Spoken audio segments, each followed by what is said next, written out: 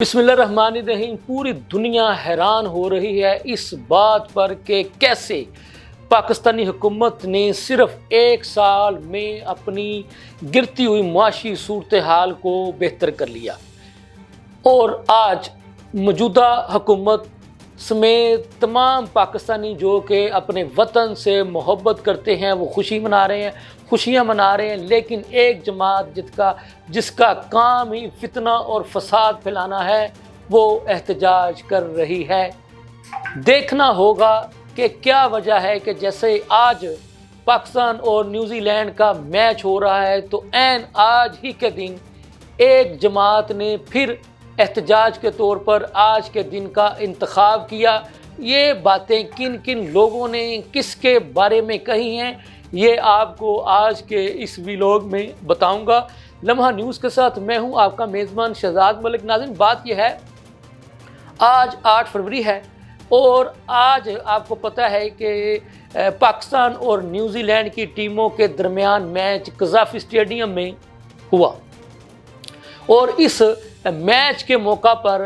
پاکستانیوں کی ایک بڑی تعداد نے قذافی اسٹیڈیم جا کر کے دونوں ٹیموں کی حوصلہ افزائی کی، اور یہ بات مجھے بھی اور ہر پاکستانی کو بطور پاکستانی جو ہے وہ فخر کا باعث بنی ہے کہ الحمدللہ آج پاکستان میں دنیا بھر کی مختلف جو ٹیمیں ہیں وہ میچز کھیلنے کے لیے پاکستان تشریف لائیں۔ اس کے ساتھ ساتھ آپ کو پتہ ہے کہ کامن دولت مشترکہ کی جو ہے اسپیکر کانفرنس جو ہے وہ پنجاب اسمبلی میں منعقد ہوئی، اس میں بھی دنیا بھر کے مختلف ممالک کے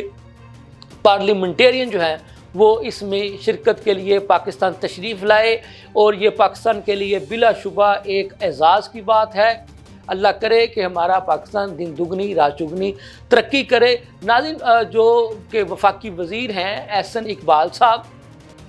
سینیٹر طلال چودھری صاحب اور خواجہ آصف صاحب، انہوں نے الگ الگ جو ہے وہ میڈیا سے گفتگو کرتے ہوئے کہا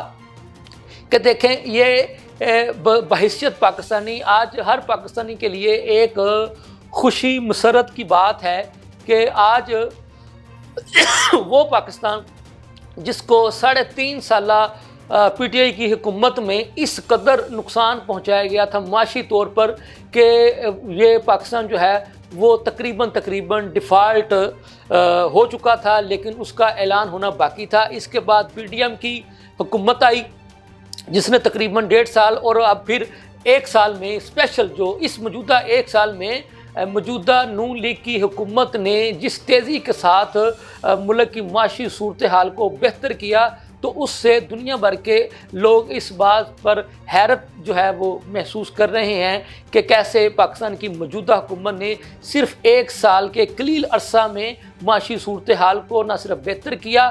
بلکہ مہنگائی سنگل ڈیجٹ پر آ گئی، اور آج الحمدللہ پاکستان میں دنیا بھر کے مختلف ممالک کے وفود ہوں، سربراہان مملکت ہوں، ٹیمیں ہوں یا پارلیمنٹیرین ہوں، وہ الحمدللہ پاکستان میں تشریف لا رہے ہیں۔ تو ان کا یہ کہنا تھا کہ عین اس موقع پر جب کہ آج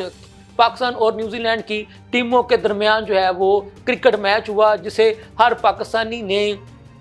اپنی تمام مصروفیات کو ایک طرف رکھ کر وہاں جا کر دیکھنا بہتر سمجھا، تو آج ہی کے دن ایک جماعت جس کا کام ہی رونا دھونا ہے، الزامات لگانا ہے، انہوں نے آج کے دن کو بھی یوم سیاہ کے طور پر منایا، اور انہوں نے اپنا رویہ تبدیل نہیں کیا، اور انہوں نے عین اس موقع پر کہ جب پاکستان جو ہے وہ دنیا بھر کے ممالک کی